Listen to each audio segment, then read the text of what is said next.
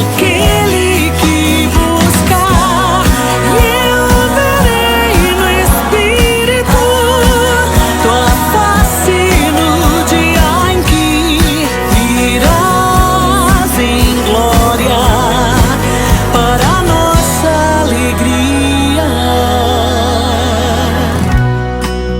Senhor, Senhor meu, eu declaro hoje aqui, tu és um Pai incrível.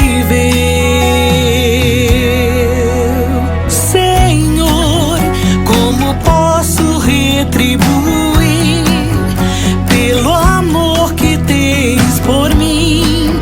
Ofereço a minha vida.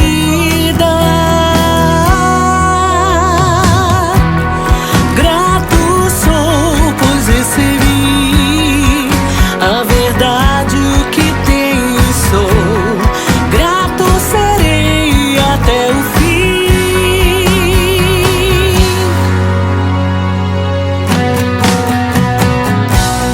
Em ti confiarão os que conhecem teu nome, pois tu não desamparas aquele que buscar, e eu verei no Espírito tua face no dia em que virás em glória para nossa alegria.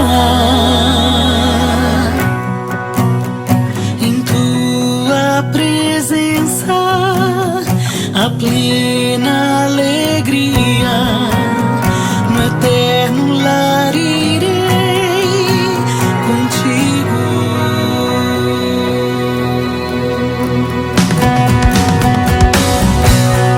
Em ti confiarão os que conhecem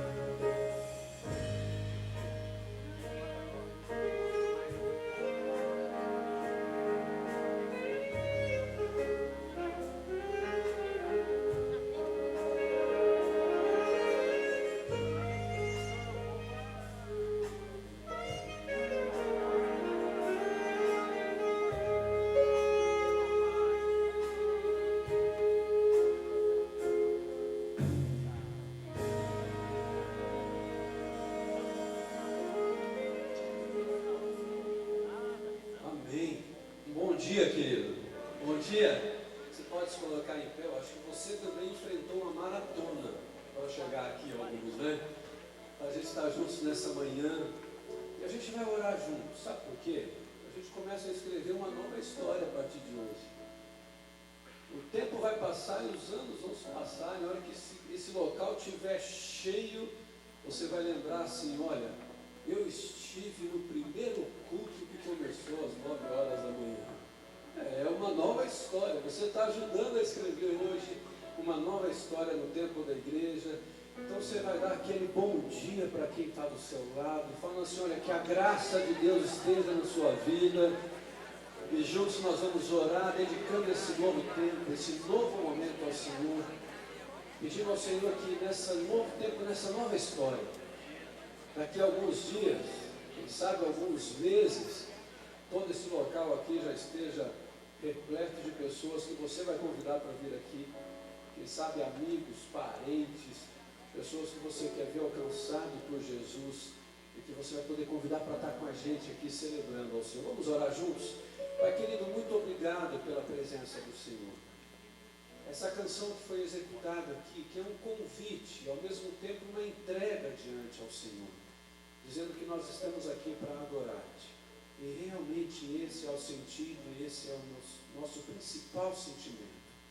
Que a presença do Senhor esteja sobre nós. E que neste primeiro culto, que nós iniciamos nessa nova etapa aqui na igreja, esse culto às 9 horas da manhã, que daqui a um tempo, esse local aqui esteja repleto, não só por quantidade de pessoas, mas por pessoas que foram alcançadas pelo poder que há no teu nome. Porque essa é a nossa missão, proclamarmos o Evangelho do Senhor Jesus. Nos ajuda, vai à nossa frente, move o nosso coração. Mas louvamos o Senhor pelo que temos visto até aqui, ouvido até aqui, e por aquilo que o Senhor tem preparado nesta manhã. Assim oramos, Pai, em nome de Jesus. Amém. Amém. Adoremos ao Senhor, louvamos o seu nome, cantando que grandioso é o Senhor em todo o tempo.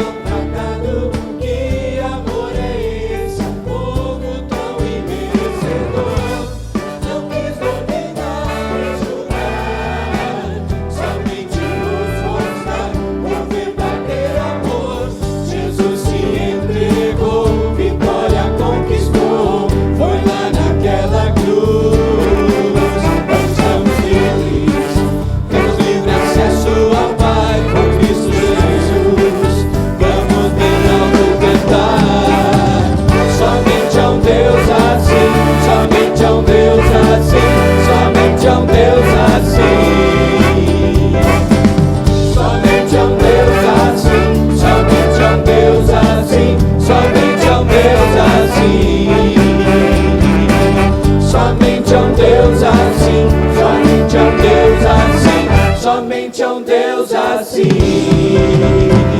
ao Deus Criador, Jesus que me salva, Ele me restaura, revive e renova. Somente a um Deus assim darei meu louvor.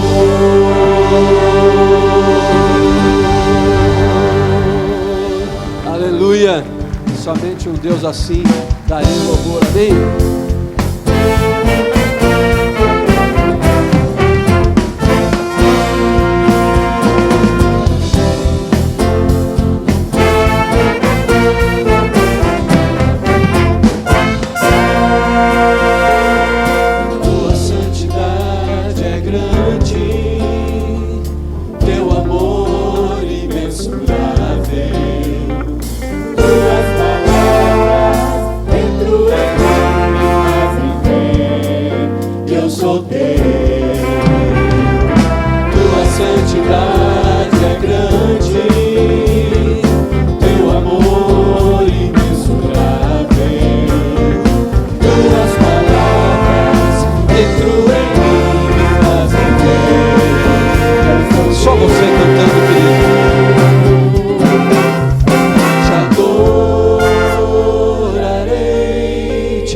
Senhor, és para mim amor maior, és para mim amor melhor.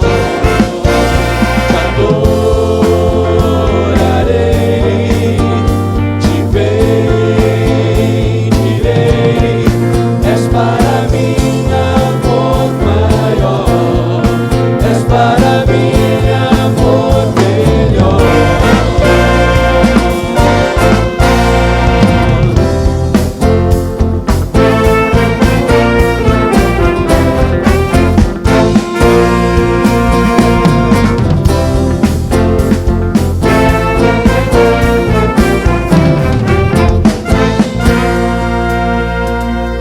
Em teus braços eu me aconchego, tua doce voz me leva a descansar. Tua palavra me faz sentir consolo e paz, pois sou teu. Em teus braços eu me aconchego, tua doce voz me leva a descansar. Tua palavra me faz sentir consolo e paz, pois sou teu. Te adorarei, Senhor. Adorarei, te bendirei, és para mim amor maior, és para mim amor melhor. Te adorarei, te bendirei, és para mim amor maior, és para mim amor melhor.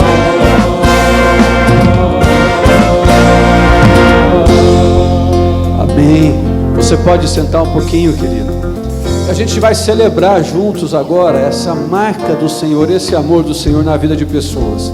A gente está com o pessoal nosso lá da congregação nossa em Colombo, onde é pastoreada hoje pelo pastor César. A gente tem batismos hoje dessa nossa congregação aqui. Vamos celebrar o nome do Senhor juntos.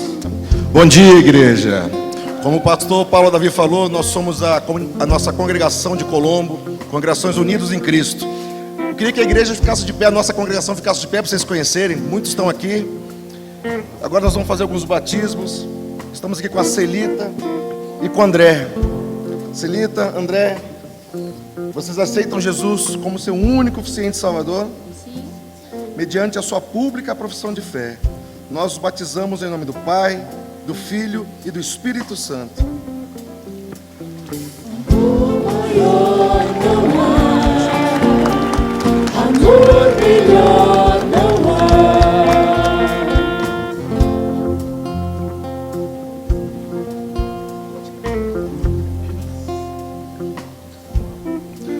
Nós estamos nos batizando a segunda e a terceira geração de uma família. Essa aqui já é a terceira geração de uma família. Gabi, Alessandra, vocês aceitam Jesus como seu único e suficiente Salvador? Mediante a sua pública profissão de fé, nós, como os ministros do Evangelho, batizamos vocês em nome do Pai, do Filho e do Espírito Santo. Amém. Amor maior não há, amor melhor não há.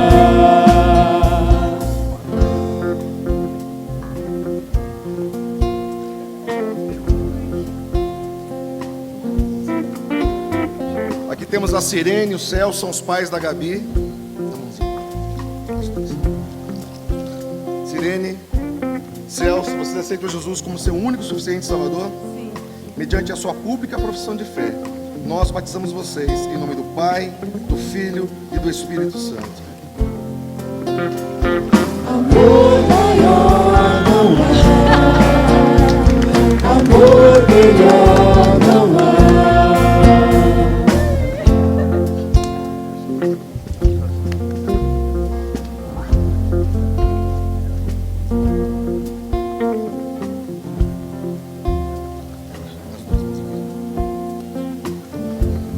Estamos aqui também com a Sandra e com o Silvio, pais da Alessandra, que foram batizados.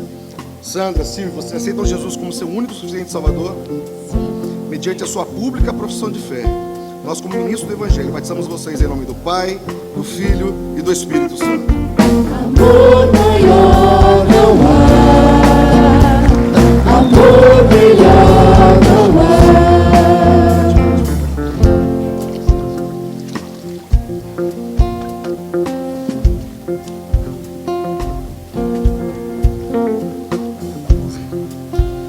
Agora estamos com o Felipe, também filho do Silvio e da Sandra. Felipe, você aceita Jesus como seu único e suficiente Salvador? Sim. Mediante a sua pública profissão de fé, nós batizamos vocês em nome do Pai, do Filho e do Espírito Santo. Amor maior não há, amor melhor não há. Diga assim. Amor maior não há, amor melhor não há.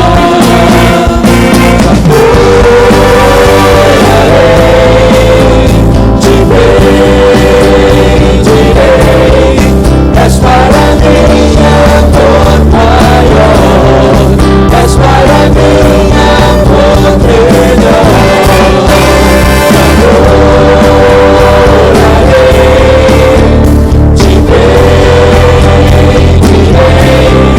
És para mim amor maior, és para mim amor melhor.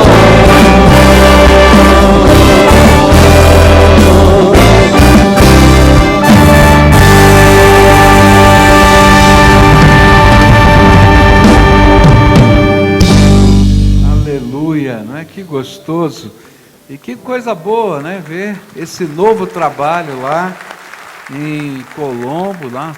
Quantas células são? 2 ou 3 lá? 3 células, graças a Deus. E essas 3 células se uniram agora para cultuar a Deus no fim de semana. A gente fica muito feliz com isso. Agora, esse é o primeiro culto nesse horário, né? Bom, eu já sei que o povo que está aqui é aquele povo elétrico, que acorda de manhã, salta da cama, né? Eu, quando casei, a gente sentiu uma diferença muito grande, porque a minha mulher é daquelas que quando acorda, né? E ela já está tratando o dia, fazendo o planejamento, correndo para um lado, correndo para o outro. E eu, quando acordo, eu estou em processo. Está entendendo? Então, eu acho que esse povo aqui das 9 é aquele que acorda mesmo, né? Então, eu vou pedir um favor para vocês que são desse time. A gente está no primeiro culto, a gente ainda tem que se organizar. Então eu vou pedir uma gentileza. Essa família bonita que está lá na galeria, desce para cá para ficar com a gente, tá? A partir da semana que vem a gente vai fechar a galeria. E todo mundo que está na fila de trás, depois daquele corredor, vai fazer o favor de levantar e vir para cá, para a gente olhar no olho do povo, tá? Essa igreja cabe 4.041 pessoas, tá? Então se a gente fica tudo espalhadinho assim, dá uma sensação horrível, né? Parece que não tem ninguém, mas aqui deve ter aí 300, 400 pessoas no mínimo, eu não sei, estou chutando aqui, tá? É difícil a gente contar. É um bom número para a gente, nosso primeiro culto, né? Às 9 horas da manhã. Então, se a gente se organiza, olha só quanta gente está vindo, a gente olha assim, tudo espalhadinho, fica gostoso, você vai estar junto com o seu irmão, a gente vai sentar. Eu já combinei com a introdução, nas próximas semanas a gente deixar as fitinhas ali colocadas, tá? Para a gente poder ir abrindo conforme a necessidade. Mas olha, obrigado aí por você atender, não é? Ó, o casal que sentou ali, agora pula para cá. A gente está pedindo para todo mundo que está sentando aí, vir para cá, para essa outra ala aqui. E se pudesse ter alguns introdutores para aqueles que vão chegando, serem orientados. Tem uma irmã lá na última fileira de vermelho, isso mesmo, a irmã, vem para cá, vem para frente. Tem um irmão, acho que quem é o irmão ali? A luz bate ali, é conhecido, isso, vem para cá, para frente aqui, tá? Tem uma irmã lá na penúltima fila aqui do lado esquerdo, pede para vir para frente. Tem uma senhora escrevendo ali também, se puder vir aqui para cá, não é? Porque aí a gente pode ter essa sensação gostosa do povo de Deus juntos. Esse é o nosso momento quando nós celebramos os nossos dízimos, as nossas ofertas. E hoje eu tenho uma alegria muito grande, eu não sei se as fotos estão preparadas aí, para mostrar para vocês uma doação que nós recebemos lá na nossa creche, que foi a cobertura, lá a pintura de todo aquele lugar, a mobília. Olha lá que cobertura linda que nós recebemos ali, um pátio coberto que nós não tínhamos, mobília, reforma hidráulica, tanta coisa que aconteceu. Esse foi o movimento do bazar que aconteceu lá. Olha que coisa linda, doação das suas coisas aqui que são lá passadas para a comunidade. É um valor simbólico, 50 centavos, R$1, R$2, e aí a pessoa vai, escolhe, compra o que ela quer, mas é uma maneira de a gente abençoar. Olha quanta coisa linda, tudo doação aí do povo de Deus, e a gente quer agradecer. Esse foi o dia da inauguração dessas coisas novas, especialmente dessa cobertura, e a gente fica muito feliz de ver a bênção de Deus acontecendo no meio da gente e abençoando vidas, porque ali a gente tem em torno de 80 crianças que todos os dias estão lá naquela creche, e as mães podem assim trabalhar, recebem todas as refeições, né? O café da manhã, o almoço, o jantar, né? O café da tarde, o jantar, e além de estar sendo preparada para entrar, para serem alfabetizados. Louvado seja Deus por isso. Também recebi aqui alguns pedidos de oração, e no final do culto a gente vai estar orando, mas eu queria citar para você guardar no seu coração a Rosane Peçanha, que vai fazer uma cirurgia delicada, e a eu acho que é Maiana, ou Maiana, que está internada no Hospital Nossa Senhora das Graças, para fazer um transplante de medula óssea. A gente vai estar orando por eles. Mas esse é o momento, quando... tem mais uma coisa que me pediram para falar aqui, que a gente acabou de receber essas doações aqui, e toda vez que você adquire isso aqui, você abençoa a gente a pagar aqui a nossa construção. Então a gente recebeu esses potes de geleia, não é? E você adquirindo, o valor integral vai para a nossa construção. E essa coisa linda, maravilhosa aqui, né? Que como é que é? Cupcake, não é isso que chama isso aqui? É isso mesmo? É mesmo? Olha só, tudo, eu não sei se é castanha do caju, o que é isso aqui, mas é uma tentação. Eu não posso levar isso para casa, senão eu apanho, né? E também não posso comer porque eu sou diabético, né? Então já viu, mas eu sou sem vergonha, não tem jeito. É ruim. Bom, gente, esse é o momento quando nós celebramos ao Senhor com alegria. Eu sempre gosto de dizer isso. Esse momento é um momento de culto, quando as pessoas vêm e consagram ao Senhor seus dízimos e as suas ofertas. A gente celebra a Deus, e a gente faz isso com um sentimento muito especial no coração. A gente reconhece que Deus é dono de todas as coisas, até do ar que você respira. Deus é dono de tudo. Segunda coisa que a gente reconhece é que Deus não precisa de nada. Um Deus que criou o universo só com a sua palavra, ele não precisa de absolutamente nada. Mas esse Deus, ele coloca para nós esse preceito, esse valor, que se você reconhece que ele é o Senhor de todas as coisas, se você crê que ele não precisa de nada, e você entende que ele é o Senhor da sua vida, então você vai separar a 10ª parte de tudo quanto Deus te dá, em reconhecimento do senhorio dele, e você devolve ao Senhor que é dono de tudo, tá?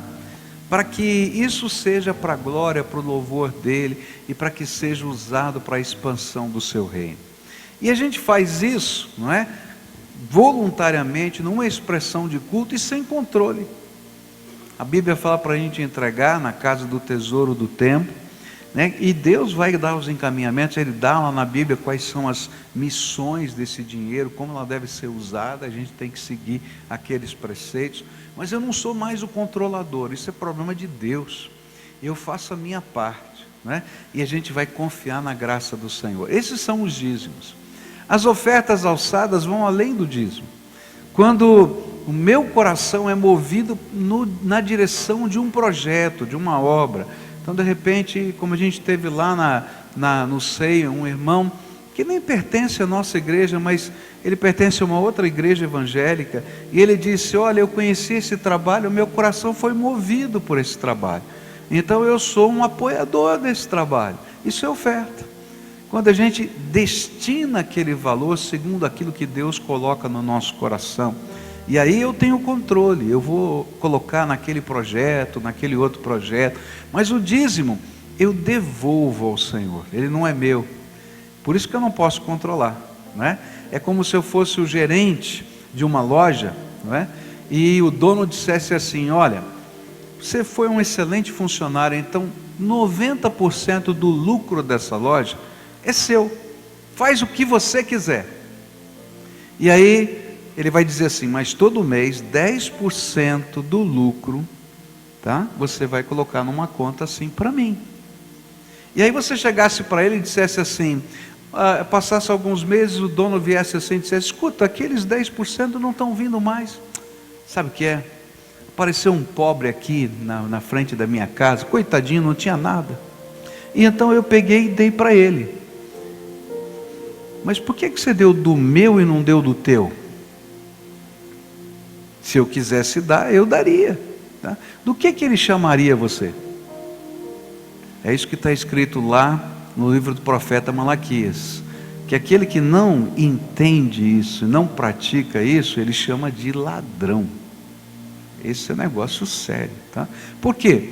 Porque às vezes a gente está até usando, mas está fazendo caridade com o chapéu alheio. Já ouviu falar disso, né? Não, queridos, a gente faz, devolve ao Senhor o dízimo. E as ofertas alçadas são um mover de Deus no nosso coração. Então nessa hora eu queria convidá-lo a celebrar um culto de adoração a Deus. Nós vamos cantar louvores, você vai ficar de pé, tá? Se alguém precisar passar, você levanta essa poltrona para trás, você dá um passo para trás, eles vão passar, e a gente vai adorar o Senhor. E aqueles que vieram preparados para consagrar ao Senhor o seu dízimo, a sua oferta, vão vir aqui na frente e vão depositar nesse gasofilaço.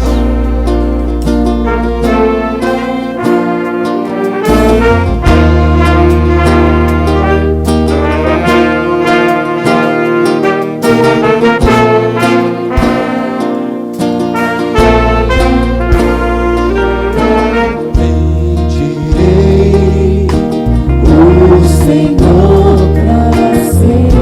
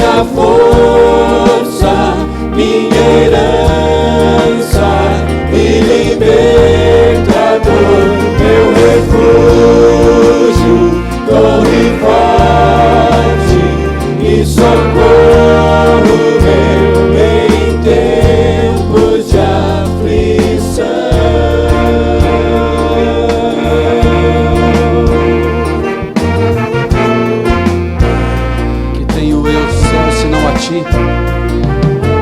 Tenho eu no céu senão a ti, e não há quem eu deseje além de ti. Tens feito a mim feliz. O que eu direi de ti, Senhor? Eu direi de ti, és meu escudo, minha força, minha herança e libertador, meu refúgio, torre forte, tu és meu socorro, ó Deus, és meu escudo, minha força, minha herança e libertador, meu refúgio, torre forte e socorro meu em tempos de aflição.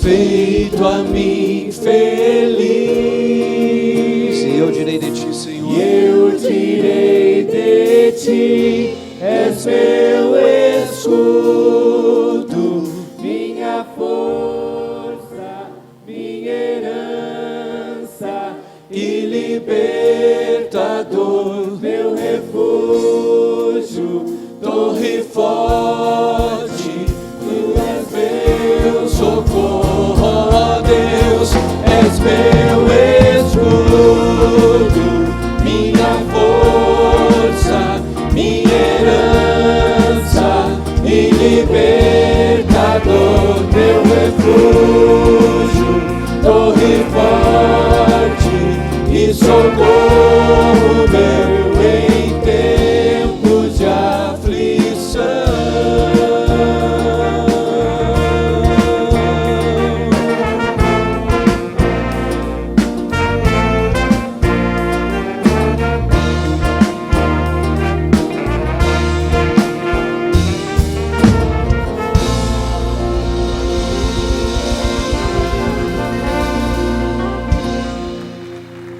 O Senhor é o meu pastor e nada me faltará. Vamos dizer juntos? O Senhor é o meu pastor e nada me faltará. Ele está cuidando de cada um de nós. Eu queria convidar você em pé ainda um pouquinho, a abrir sua Bíblia em Filipenses capítulo 2, versículos de 1 a 11. Terminando a campanha, a gente volta a estudar o livro de Filipenses, e eu queria pensar um pouquinho nesse texto. Filipenses 2, versículos de 1 a 11, a palavra do Senhor vai nos dizer assim: se por estarmos em Cristo, nós temos alguma motivação, alguma exortação de amor, alguma comunhão no Espírito, alguma profunda afeição e compaixão, completem a minha alegria, tendo o mesmo modo de pensar, o mesmo amor, um só espírito e uma só atitude. Nada façam por ambição egoísta ou por vaidade, mas humildemente considerem os outros superiores a si mesmos. Cada um cuide não somente dos seus interesses, mas também dos interesses dos outros. Seja a atitude de vocês a mesma de Cristo Jesus, que, embora sendo Deus, não considerou que o ser igual a Deus era algo a que devia pegar-se, mas esvaziou-se a si mesmo, vindo a ser servo, tornando-se semelhante aos homens, e sendo encontrado em forma humana, humilhou-se a si mesmo e foi obediente até a morte e morte de cruz. Por isso Deus o exaltou à mais alta posição e lhe deu o nome que está acima de todo nome, para que ao nome de Jesus se dobre todo o joelho, nos céus, na terra e debaixo da terra, e toda língua confesse que Jesus Cristo é o Senhor, para a glória de Deus Pai. Oremos ao Senhor aqui. Pai querido, nós estamos reunidos aqui debaixo de uma autoridade, de um nome tremendo. Tua palavra diz que debaixo da autoridade desse nome, todo joelho vai se dobrar, toda língua vai confessar que o Senhor, o Cristo, é dono, Senhor e Rei sobre todas as coisas. E sobre esta autoridade, Pai, nós queremos estar debaixo dela agora, pedindo que o Senhor se manifeste aqui entre nós. Tua palavra nos garante que o Senhor está aqui. Mas, Senhor, eu quero te pedir mais, que o Senhor se revele aqui, que o Senhor se mostre, que o Senhor toque o nosso coração, que aquelas pessoas que aqui estão hoje, nós que estamos aqui, e que trouxemos dentro do nosso coração as nossas ansiedades, os nossos medos, os nossos problemas, as nossas dificuldades, mas que trouxemos também a nossa alegria, o nosso prazer, o nosso louvor, que o Senhor se revele aqui entre nós, que o Senhor nos toque, que ouçamos a sua voz e que sejamos abençoados por Ti. Fica conosco, Pai, é aquilo que oramos em nome de Jesus. Mas antes, Senhor, eu queria colocar a vida, Senhor, dessas irmãs que estão passando por momentos difíceis, Senhor, de cirurgia, de transplante, Senhor, de medula. Põe a Tua mão de poder sobre elas. E, Senhor, que a graça do Senhor se revele na fraqueza delas. Que haja, Senhor, algo sobrenatural acontecendo na vida dessas pessoas, Senhor, que foram citadas aqui, que o Senhor as conhece. Visita-as agora, é aquilo que eu te peço em nome de Jesus. Amém e amém. Você pode sentar-se, querido. Nós estamos estudando o livro de Filipenses, e neste capítulo, Paulo faz um grande apelo a que o povo de Deus cresça espiritualmente. Cresça espiritualmente. O desafio de Paulo é: você não pode se conformar com aquilo que você está vivendo na fé. É uma tentação a gente achar que está tudo bem, está tudo maravilhoso, né? Toda vez que a gente se conforma, a gente está perdendo uma grande bênção, porque Deus é infinito, e você pode ter certeza que Ele tem muito mais para derramar sobre a tua vida. Se você acha que está com bastante da graça de Deus, você não sabe de nada, porque Deus tem muito mais para derramar. E aí ele começa dizendo: olha, eu quero desafiar vocês a viver um tipo de espiritualidade prática, não apenas uma espiritualidade cultica, porque às vezes a gente pensa que a espiritualidade é a gente estar num culto, a gente levantar a mão, a gente colocar a roupa bonita, a gente ter um linguajar desse ou daquele, está dizendo, não. Eu quero ensinar vocês a crescerem numa espiritualidade que não é meramente cultica, uma expressão do culto, mas é vida no dia a dia. E ele começa no versículo 1 dando algumas razões por que você deve estar buscando essa espiritualidade. Então no versículo 1 ele vai dizer, se existe alguma compaixão de Deus, se existe alguma misericórdia, você está sentindo a graça de Deus, se você está sentindo o mover de Deus na tua vida, se essas coisas você tem sido alvo do amor de Deus, então por favor, busque crescer.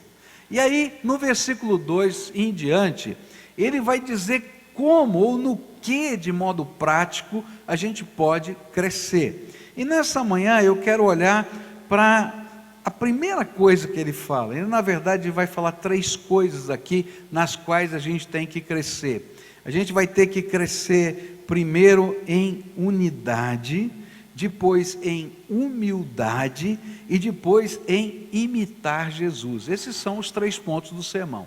Eu vou falar hoje só sobre unidade, tá? Diz assim, olha, espiritualidade se vê. Eu não posso medir a espiritualidade do teu coração. se você é mais ou menos espiritual. Não tem um termômetro para dizer, tá? Mas eu consigo perceber a tua espiritualidade nos teus atos, na tua prática.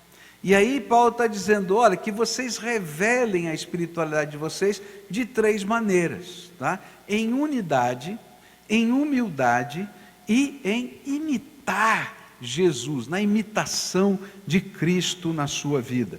Então nessa manhã, eu queria olhar para essa verdadeira espiritualidade e como ela funciona em termos de unidade. Paulo vai dizer assim, completem a minha alegria, tendo o mesmo modo de pensar, o mesmo amor, um só espírito e uma só atitude. Unidade no reino de Deus é coisa séria, é seríssima. Por isso Jesus orou pelos seus discípulos, pedindo que este milagre, tão contraditório ao nosso modo individualista de viver, pudesse tornar-se um sinal do reino de Deus na terra para a conversão das pessoas. É interessante, unidade vai resultar em conversão. Olha só o que Jesus disse, essa palavra do Senhor Jesus em João 17, versículos 20 a 23, ele diz assim, minha oração não é apenas por eles, pelos 12 discípulos, rogo também por aqueles que crerão em mim por meio da mensagem deles, para que todos sejam um, Pai, como tu estás em mim e eu em ti, que eles também estejam em nós, para que o mundo creia que tu me enviaste, e dê-lhes a glória que me deste, para que eles sejam um, assim como nós somos um, e eu neles e tu em mim, que eles sejam levados à plena unidade, para que o mundo saiba que tu me enviaste e os amaste como igualmente me amaste. Jesus levava muito a sério a unidade do povo de Deus. Mas a grande pergunta é, como nós podemos expressar unidade numa espiritualidade prática? E aí Paulo vai nos ensinar a usar, não é isso? Há algumas ferramentas que nos ajudam a construir essa unidade prática no meio do povo de Deus. A primeira ferramenta é visão do reino. Unidade se expressa na visão do reino de Deus. Por isso ele vai falar uma coisa muito complicada para ser humano, que vocês tenham um mesmo modo de pensar. Olha, se eu fizer um exercício aqui e fizer uma pergunta sobre um assunto qualquer, eu tenho certeza que nós vamos ter as opiniões mais variadas aqui. É verdade ou não é? Eu tenho certeza, né? Tem um ditado popular que diz, cada cabeça, uma sentença. Essa é a natureza humana. E a natureza humana está focada no individualismo. Eu sou o dono da razão. Ainda que eu entenda que eu não seja o dono da razão, mas eu ajo como se fosse o dono da razão. E aí, o primeiro milagre começa quando eu tiro a minha visão do mundo, das coisas de lado, crucifico essa visão, para começar a olhar a visão que Deus tem das coisas. Como é que um homem diferente do outro, depois de uma cultura diferente, de família diferente, pode ter o mesmo modo de pensar?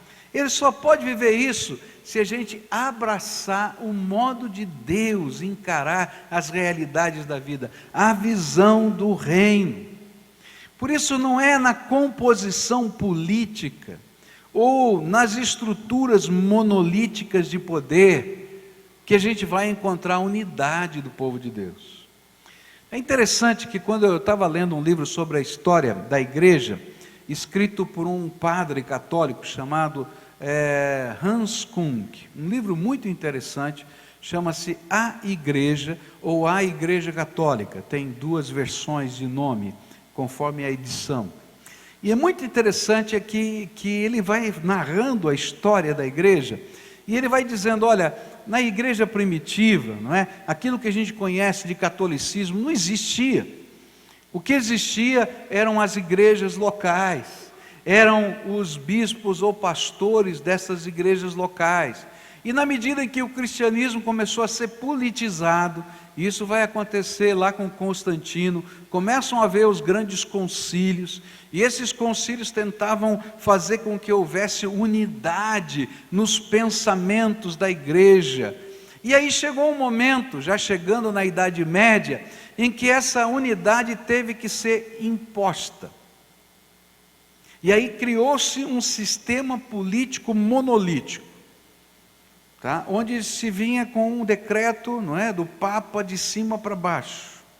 E você tinha que seguir. E aí começaram as grandes disputas se o Papa era infalível ou não era infalível, porque a doutrina católica defende a infalibilidade papal, que o Papa nunca erra, tá? Tudo que ele fala é inspirado por Deus e acabou, tá? E aí começam as grandes disputas, e quem discordava dessa infalibilidade? Nasceu a Santa Inquisição, que não tem nada de santa, basta você ler na história, tá? E quem discordasse era morto, como herege. Essa não é a unidade que Deus espera que a igreja tenha, uma unidade que é imposta, e que leva à morte se você discorda. Não, a unidade que Deus está colocando para a gente, não é um poder monolítico, político, mas é uma visão de que nós somos cooperadores para a implantação do reino de Deus na terra. Eu não sei quem você é, eu não sei o que você faz, mas uma coisa eu sei, eu e você temos um Senhor, e esse Senhor tem nome, Jesus Cristo, e eu e você vivemos para a glória dEle, e tudo que eu tenho que fazer nessa vida é glorificar o nome dEle, e trabalhar para que o reino dEle se concretize nessa terra. Por isso que a oração do Pai Nosso vai dizer assim: venha a nós o vosso reino, seja feita a tua vontade, assim na terra, como ela é feita lá no céu. Isto vai revelar que nós temos o mesmo modo de pensar, ou seja, que nós temos os mesmos alvos, os mesmos sonhos, que na verdade quer dizer que Jesus cresça e que eu diminua.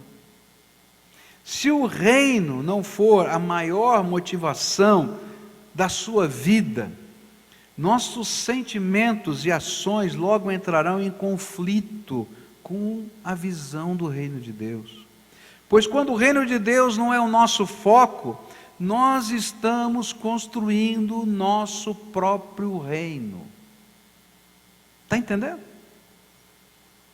Mas quando eu coloco o reino em primeiro lugar, eu estou construindo o reino de Deus, e eu vou encontrar outras pessoas que estão vivendo da mesma maneira, e a gente vai ter unidade de sentimento, de visão, de propósito, e a gente vai ter prazer de trabalhar junto.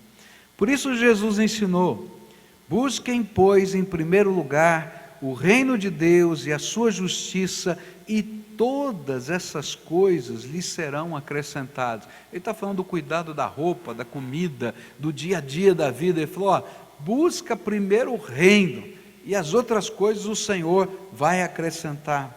Quando o reino de Deus está em primeiro lugar, nós temos a facilidade de abrir mão das nossas próprias opiniões, vontades e interesses a favor da vontade de Deus e do que é melhor para o avanço do reino de Deus. E nós nunca conseguiremos ter o mesmo modo de pensar sem que o reino de Deus seja colocado em primeiro lugar em nossas vidas, quer como pessoas, quer como instituições. Ontem foi um dia muito bonito aqui na cidade de Curitiba. Foi o dia da marcha para Jesus. Não é? Quem estava na marcha aqui? Levanta a mão. Vários de vocês. Estava lindo, não estava? Fala a verdade. Aquela multidão de gente, né? ali marchando. Eu estava no terceiro carro, o nosso carro da igreja era o terceiro. Tinham mais carros lá, a gente perdia de vista a multidão que estava lá. Queridos, aquilo só acontece porque a gente abre mão de um monte de coisa para ter a visão do reino. Deus não está dizendo que todo mundo na terra vai ser igualzinho. Não. Mas que a gente vai pegar as nossas diferenças, colocar de lado, para colocar o maior e o mais importante, que é o reino de Deus, em primeiro lugar. E a gente vai se unir para que a palavra de Deus se espalhe por essa terra. A gente vai se unir para abençoar a vida e a pregação do Evangelho no mundo. Eu não estou aqui para fazer a Igreja Batista avançar.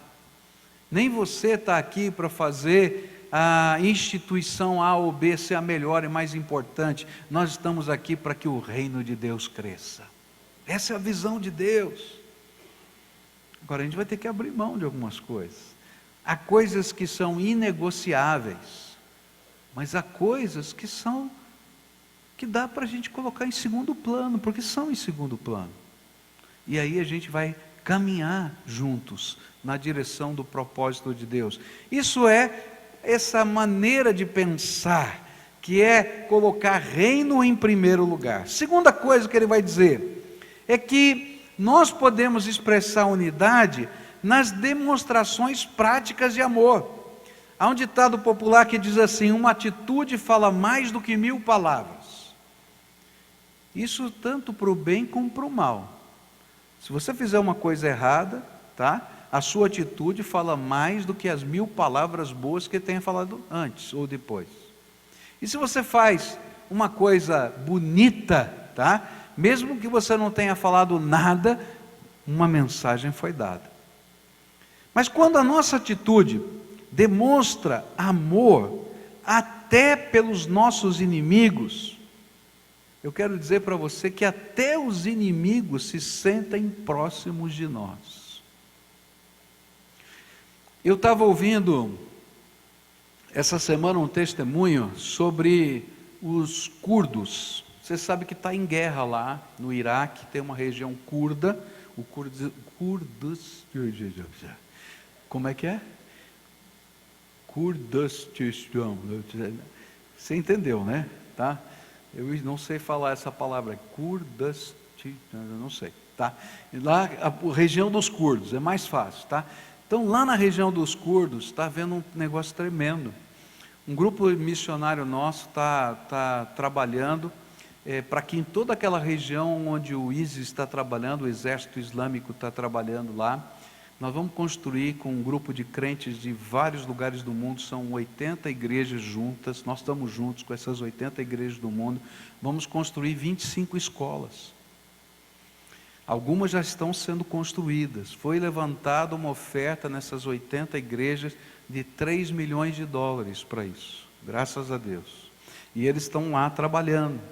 E eles chegaram numa aldeia, num lugar, desse lugar dos curdos, não é? E foram recebidos numa casa muçulmana. E com todas as roupas e os jeitos de muçulmanos. E eles chegaram lá para conversar porque eles eram os líderes daquele lugar. E eles estavam lá e falando: olha gente, nós queremos trabalhar aqui, mas eu não quero ser desonesto com você. Nós queremos plantar essa escola, trabalhar aqui, mas nós somos cristãos. E a escola vai ter valores cristãos. E aí a senhora que estava do lado do seu marido disse assim: nessa casa não pisa muçulmano. Mas ela era muçulmana. Mas por quê? Nós queremos que os cristãos venham e nos ajudem, porque esse tipo de islamismo que mata a gente, como eles estão cortando as nossas cabeças, nós não queremos mais aqui. E eu fico pensando como essa palavra de Jesus da unidade, né? Ela permite que Jesus seja conhecido. E de repente a gente se une com a igreja A, B, uma é Assembleia de Deus, outra é Pentecostal, livre não sei onde, outra é Batista, são 80 igrejas no mundo, estão levantando essa oferta, estão mandando os missionários, estão pedindo para equipes de missionários irem fazer esse trabalho naquele lugar e em outros lugares. A gente está junto. E de repente a gente chega lá como servos do Senhor Jesus, prega a palavra de Deus. E aquele amor que a gente está levando de cuidado, de socorro, de proteção, de ensino, está revelando que Jesus é o Senhor de todas as coisas. Está entendendo? Como é que a gente revela unidade? Quando a gente coloca a visão do reino em primeiro lugar. Mas quando a gente coloca o amor do rei em primeiro lugar. E a gente vai como mensageiro do amor do rei. Que coisa tremenda! Agora isso não vale só para uma instituição. Isso vale para cada pessoa. Unidade se revela no amor que se importa, que se doa, que se sacrifica, que desinteressadamente quer ser as mãos de Jesus para os outros. Eu acho interessante quando a gente lê os testemunhos dos historiadores pagãos a respeito da igreja do primeiro século, e eles usavam um jargão em vários textos diferentes, como eles se amam. A unidade em amor impactava o mundo daquele tempo e continua impactando hoje. E eu fico pensando, como é que essa unidade em amor se manifesta de maneira prática, quando a gente tem liberalidade para repartir. Eu fiquei muito impressionado com um professor meu do seminário, casal, eles eram pessoas simples, missionárias aqui, não de uma missão grandemente abastada, eles viviam com muita simplicidade, mas eu ficava impressionado porque eles davam o seu dízimo, eles participavam de ofertas voluntárias, porque ele plantou uma igreja na cidade de Atibaia, e ele estava preocupado em construir o templo daquele lugar. A mulher dele fazia geleia de morango para vender, para construir aquele templo, e eles participavam disso. Mas eles tinham uma coisa que me ensinou profundamente, ele foi um modelo para mim. Eles separavam um pedaço do recurso dele, eles já davam dízimo, davam as ofertas, só para cuidar de gente. E eles oravam e diziam assim: olha, fulano está passando por uma necessidade, então vamos pegar aquele recurso que a gente separou para cuidar de gente, e nós vamos abençoá-lo durante X tempo. Aí chegava para outra pessoa, e eu sei disso porque vários dos meus amigos seminaristas, que chegavam às vezes da cidade de São Paulo, sem dinheiro nenhum, sem condição de alugar uma casa, sem nada, foram ajudados por aquele casal. Eles é que diziam isso para mim: você sabia disso? E um dia eu perguntei para ele: estou me casando, como é que funciona? Ele falou assim: olha, é uma questão do coração, todo mundo vive com o que tem, se a gente se planeja, a gente faz, se isso for um valor para a nossa vida. E aí eu aprendi que unidade em amor se dá também pela liberalidade, não somente liberalidade financeira, mas liberalidade de servir. Lembra que eu falei que a maior dificuldade nossa é o nosso individualismo? Nós estamos preocupados com a gente, mas de repente Deus coloca no coração de um de vocês que são músicos aqui, adotar uma criança numa dessas comunidades. Sabe o que você vai fazer? Vai ensinar o seu instrumento. Mas quando você está ensinando o seu instrumento, você não está só ensinando o instrumento, você está passando vida, você está passando valor, e você está dividindo o seu tempo, você está dividindo o seu serviço. Querido, você não imagina o impacto que isso tem, porque é amor sendo repartido. Isso não é só para músico. Você já parou para pensar? O que pode acontecer nessa cidade se a gente começar a repartir amor com o nosso serviço? Olha, não precisa ninguém mandar, não precisa ter uma instituição, só precisa ter um coração e a visão do reino. E aí a gente tem unidade. E sabe o que vai acontecer?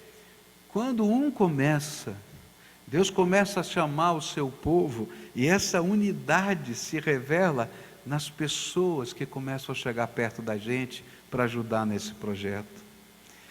Na liberalidade de fazer aquilo que o bom samaritano fez, de ver alguém pelo caminho, parar, socorrer e ainda pagar a conta. Você já percebeu isso?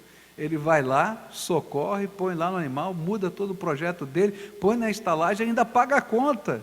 Porque isso é amor que está sendo repartido. Uma unidade que se expressa no amor que atravessa as barreiras. E quando a gente olha lá para o samaritano, a gente vai ver esse samaritano atravessando a barreira. Ele não queria saber se o outro era judeu, se era isso, se era aquilo. Ele estava lá para servir, e Jesus estava ensinando, isso é ser o próximo de alguém. E você vai dizer, mas como é que eu vou representar a unidade? Porque, queridos, quando a gente está fazendo essas coisas, pode ter certeza que nós nos tornamos um imã que atrai outros para caminhar com a gente. Terceira coisa que eu aprendo aqui, ele vai dizer aqui uma palavra que na minha versão tem um só espírito, em outras versões tem uma só alma. Talvez essa seja a melhor expressão.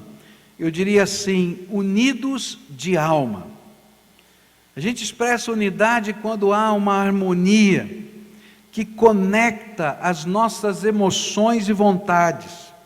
É como se fôssemos movidos pelos mesmos movimentos interiores do Espírito na nossa vida. E se revelando isso de modo prático, através da unidade desse sentimento, desse espírito humano, conectado ao outro, pelo poder do Espírito Santo. E aí a gente vai descobrir uma coisa tremenda que acontece no meio do povo de Deus. Quando vem um desafio, não é a instituição que está desafiando, mas todos e cada um de nós estamos sendo desafiados e unidos numa mesma alma, para a gente poder fazer a obra de Deus. Você já pensou o que aconteceria nessa terra, se de repente essa espiritualidade prática, da gente estar conectado um na alma do outro pelo poder do Espírito, começasse a acontecer aqui entre nós? Eu quero dizer para você que eu vi algumas vezes isso acontecendo, e eu achei algo que eu não vou esquecer nunca mais. Eu me lembro de um culto, que a gente estava aqui, um grupo missionário nosso chegou do Vale do Paraíba, e colocou um filme, e nesse filme aquela senhora lá no Vale do Paraíba, num casebre, feito de madeira de galho de árvore, tá? Então com umas frestas imensas ali, ela convida os meninos para entrarem, que estavam lá evangelizando, para tomar café com ela, e pega aquela leiteira, coloca água, e começa a preparar o café, e dá o café para os meninos. Talvez, não sei, eu fico pensando, dar um cafezinho lá em casa, não é complicado para ninguém, mas para aquela mulher, dar aquele cafezinho, foi um negócio complicado, aquela casa, aquele lugar, e aí eles mostraram a conversa da mulher, e eu fiquei impressionado, quando chegou o final do culto, tinha uma senhora ali, até hoje ela é membro da nossa igreja, sentada no primeiro banco, e ela tinha sido batizada uma semana antes, e ela estava tremendo, e ela dizia, pastor, eu preciso falar, pastor, eu preciso falar, e ela estava assim, ela fazia sinal para mim, pastor, eu preciso falar, e eu fiquei vendo a coisa acontecer, falei, e agora? Aí eu falei, vem cá filha, o que você quer falar? Ela pegou o microfone balançava assim, ela dizia assim, gente, vocês viram a casa da mulher? Vocês viram? Nós precisamos dar uma casa de presente para ela. Eu tenho que confessar que eu pensei assim, que loucura, como é que a gente vai dar uma casa para a mulher, como é que vai ser esse negócio? E aí eu vi o que significa ser unido de alma. Um irmãozinho lá atrás disse assim, eu tenho uma casa de madeira que eu desmontei e eu quero doar para essa mulher. Aí um outro irmão levantou, eu sou carpinteiro, eu estou disposto a montar a casa para a mulher. Assim, no meio do culto, está acontecendo, tá? Outro disse assim, eu tenho um caminhão, eu posso levar a casa da mulher. Outro disse assim, não gente, não vamos dar a casa, vamos dar tudo que vai na casa. E começou um movimento, e de repente um falar com o outro, encostou aqui, um mês depois, uma carreta dessas trucadas de 3 rodados, tá? E ela saiu daqui cheia, com a casa de madeira, com fogão, com geladeira, com móveis, com tudo. E um grupo de mais ou menos 8 a 10 pessoas que entraram no caminhão e foram para lá. E quando chegaram lá, no lugar em que a mulher morava, não dava para entrar, porque era no meio do mato, e o caminhão não passava. E aí eles foram para a prefeitura, chegaram lá na prefeitura num sábado, estava fechado, tinha lá um guardião lá tomando conta, disse assim, ó, nós precisamos do seu trator, para a gente colocar na caçamba do trator, as partes, onde o caminhão vai até onde vai, você leva lá, para a gente construir a casa da mulher. O homem ficou tão impressionado, disse assim, eu vou na casa do prefeito, para ver se ele autoriza, cidade do interior, foi na casa do prefeito, o prefeito ficou tão assim, o que está acontecendo? E foi lá ver, ouviu aquilo tudo e falou, não, eu vou ajudar, e foi lá. A casa foi construída, o prefeito se converteu, uma igreja foi plantada, porque naquele dia o povo foi unido de alma. Louvado seja Deus. Essa é unidade prática, que se revela, um coração conectado ao outro, eles não vão fazer, e vão embora. Eu vi outra vez isso, num dia lindo aqui, quando uma juventude estava reunida, e foi levantada uma oferta jocumeira, não sei se você conhece. Jocumeiro são os missionários jovens que trabalham na Jocum. Eu nunca vi ninguém mais duro, sem dinheiro, do que jocumeiro. Estavam tendo um culto aqui, e esse culto eles disseram assim, nós vamos levantar uma oferta, uma opção de R$40 mil, para comprar uma chácara aqui em Curitiba, onde nós vamos fazer o nosso centro de treinamento. Isso faz 15 anos. R$40 mil há 15 anos, você faz a conta. Eu olhei assim e falei, cara, é louco. Jocumeiro, R$15 mil, que 40 mil, que, mas nem que mate. E gente, começou um negócio tremendo. Aqueles meninos começavam a dar o que tinham no bolso. Alguns estavam frio, tiravam a camisa, colocavam a camisa, outros colocavam o tênis, outros deram o celular, e começou a haver um mover de Deus. Pessoas que não são jocumeiras começaram a participar, e naquela noite eles levantaram R$40 mil. Foi tão impressionante, que no domingo seguinte eu convidei o tradutor que estava aqui, o pastor Tércio, para ele pregar no domingo à noite. Ele falou assim, gente, eu assisti uma coisa tão tremenda, e Deus tocou meu coração. Eu nunca preguei isso numa igreja que eu não fosse pastor, numa igreja que eu sou convidado, mas eu vou pregar sobre esse negócio da gente partilhar. E ele pregou o sermão. Chegou no final, Deus começou um movimento tão lindo, e gente começou a doar carro, gente começou a doar paletó, gente, chupeta. Teve uma criança que veio doar chupeta. Gente, você sabe o que é uma criança doar chupeta? A mãe dizia, você vai ficar sem chupeta. Ela, tá bom, mamãe, eu vou doar chupeta. Eu não estou falando de valor, vocês estão entendendo o que eu estou falando? Eu estou falando de coração conectado. Eu me lembro de um dia que estava um frio, eu falei assim, gente, tem gente morrendo de frio aqui, então pensa nisso, vamos trazer aqui um agasalho. E eu me lembro que veio um jovem, tirou o blusão, você lembra disso, Paulinho? E colocou em cima do púlpito, e de repente começou a vir roupa, o pessoal tirando casaco, colocando aqui em cima. Mover de alma conectada. Queridos, a igreja do Senhor precisa entender que quando o Espírito de Deus se move, Ele está dando um comando. O comando não é da instituição, o comando não é do pastor, o comando não é de ninguém a não ser do povo de Deus. E a gente se une como se fosse uma só alma. E quando isso acontece, ninguém segura o reino de Deus nessa terra. Isso é unidade. Última coisa, para a gente encerrar, senão eu vou falhar no primeiro domingo. Não posso falhar no primeiro domingo. Eu tenho que seguir o horário. Tenho 5 minutos para terminar. E aí, é quase uma consequência do que eu estou falando. Quando a gente tem a mesma visão, quando o amor de Deus está nos movendo, quando a nossa alma está conectada, queridos, a gente vai ter uma mesma atitude. Uma só atitude. A nossa unidade se revela de modo prático em ações que concretizam o pensar, o sentir e o amar. E aí a gente age.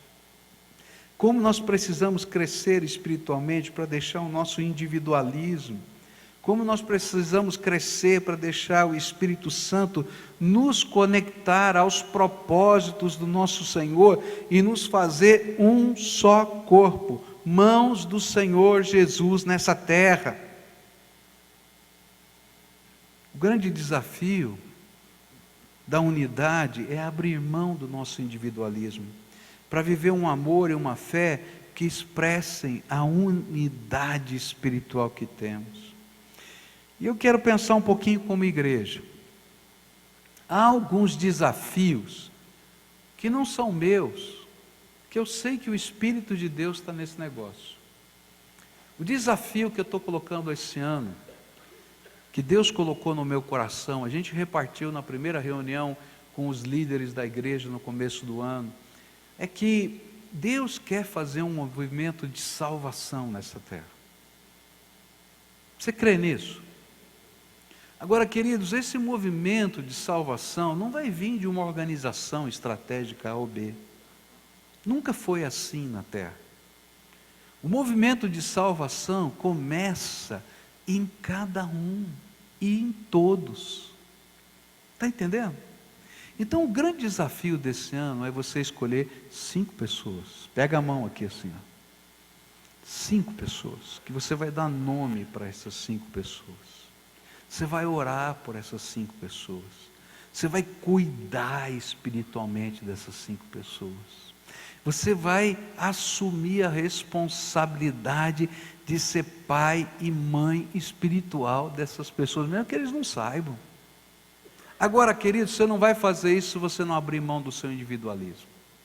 Se você não colocar o reino em primeiro lugar. Você vai dizer, eu não tenho tempo, pastor, minha vida é tão complicada. Ah, querido, você está recebendo uma ordem do rei, cuida de alguém.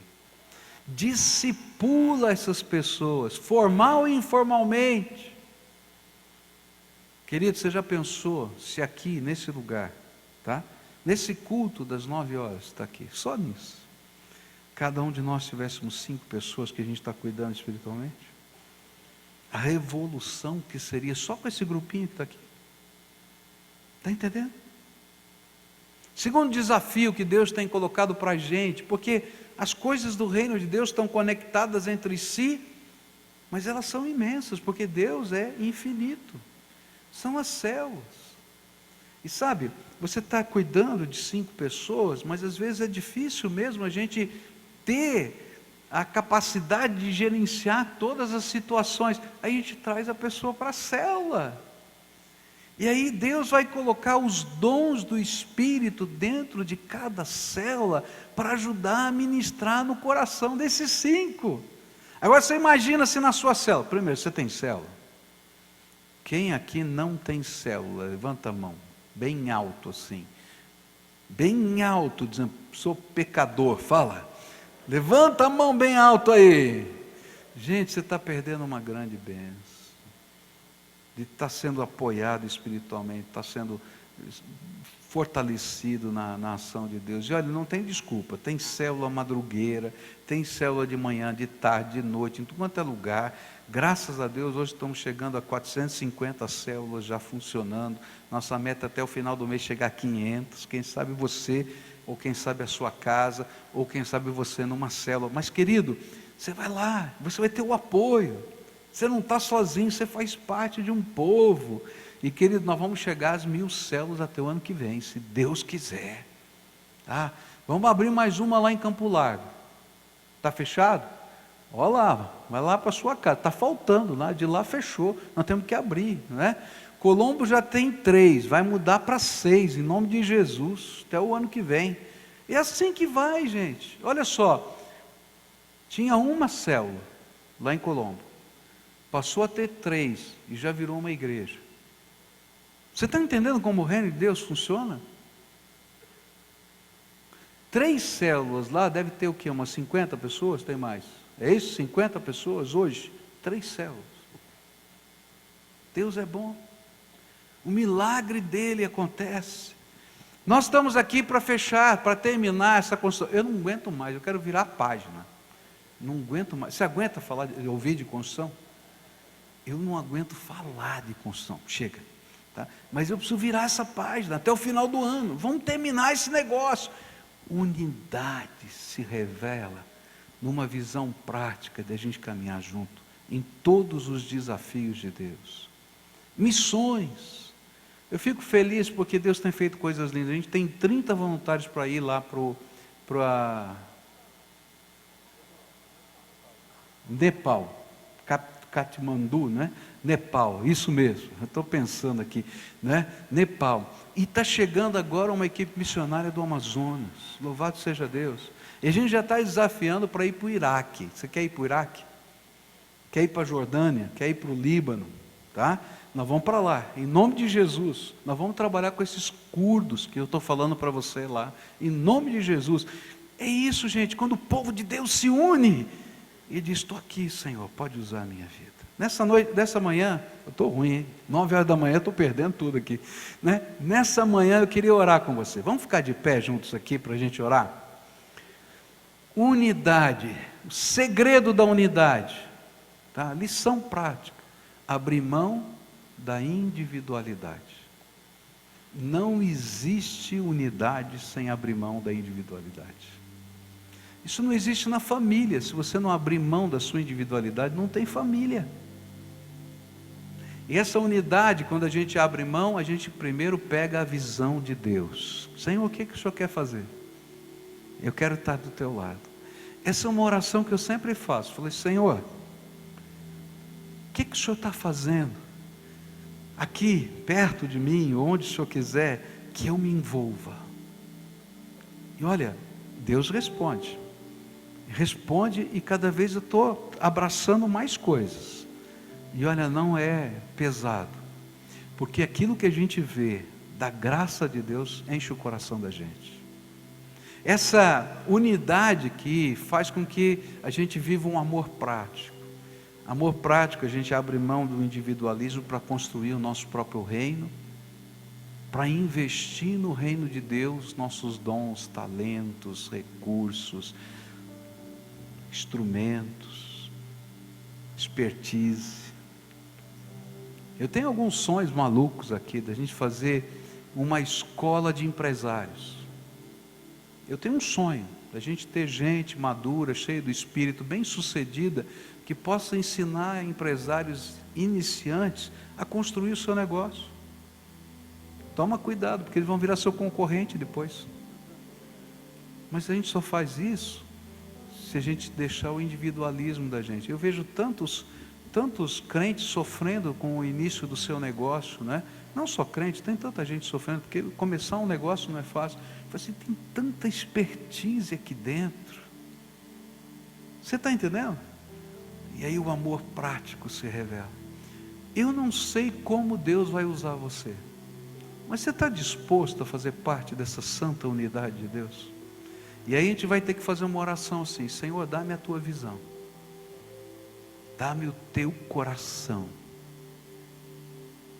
e usa as minhas mãos para serem as tuas mãos. Está disposto a fazer essa oração? Agora toma cuidado, que Ele vai ouvir e vai começar a responder, vai começar a mostrar pessoas, vai começar a mover o teu coração. Você vai ficar com aquilo lá no coração e parece que ninguém faz nada em direção àquilo. Não faz mesmo, está faltando você, porque Deus está mandando você fazer. Está entendendo? Esse é o mover do Espírito. Então agora curva a tua fronte e faz a sua entrega. O que você vai consagrar hoje ao Senhor tem nome: individualismo. Fala isso para Deus. Agora clama a Ele para que Ele te dê visão do reino. Senhor, o que o Senhor está fazendo? E o Senhor precisa de mim, pode contar comigo. O que o Senhor está fazendo? E o Senhor precisa de mim, conta comigo. Amor prático. Senhor, como eu posso investir o meu recurso, minha inteligência, o meu dom, o meu talento, para que a tua glória chegue na vida das pessoas, em forma de amor, desinteressado e desprendido.